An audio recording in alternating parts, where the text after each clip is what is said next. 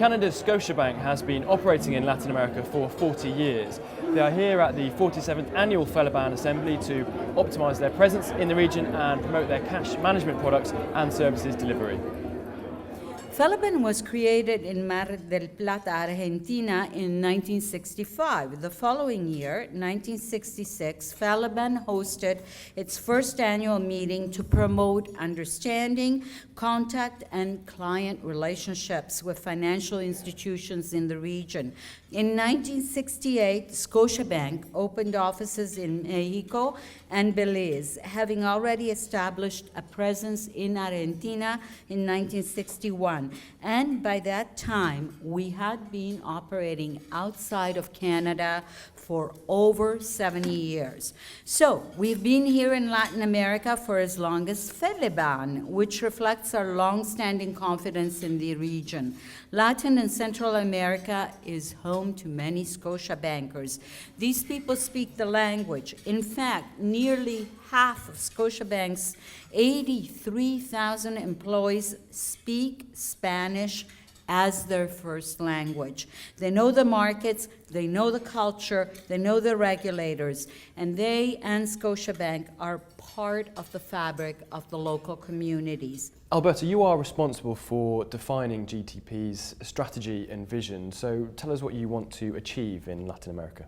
Latin America is a very important market for Scotiabank. We've been in Latin America for over 50 years, so it's an area we know well. But the reason it's so fundamental to our business model in global transaction banking is that it represents the new frontier of emerging markets. So an important market in terms of the trade corridors and the south-to-south flows, and a very important market also for companies in terms of cash management, payments, and intra-regional requirements. And so what does Latin America need from financial services in 2014? What's missing?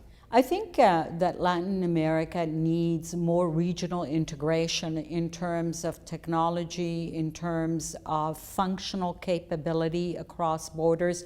I think we see part of that reflected in the large infrastructural projects.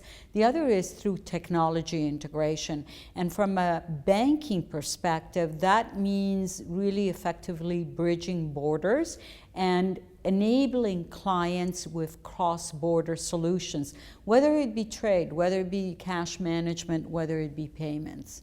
Scotiabank started purely as a trade finance bank, so what's your outlook for trade finance in emerging markets?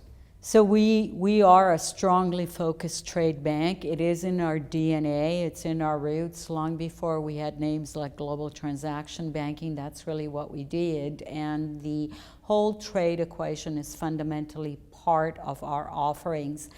We're very bullish on emerging markets. We see that as a tremendous growth opportunity. And of course, world trade growth is going to be much faster than GDP growth. So again, we see that as an opportunity to follow our clients and to follow them particularly in what are growing South-South trade channels.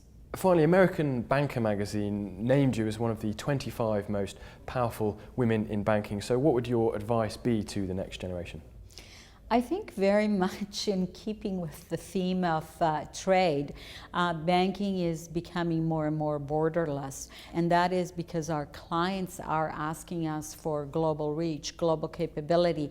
And what I would say to up-and-coming bankers is that to be open to collaboration on behalf of their clients and with the banking industry across borders, to try new experiences, to take those risks, and to also have the cultural openness that is required to do businesses with multiple groups.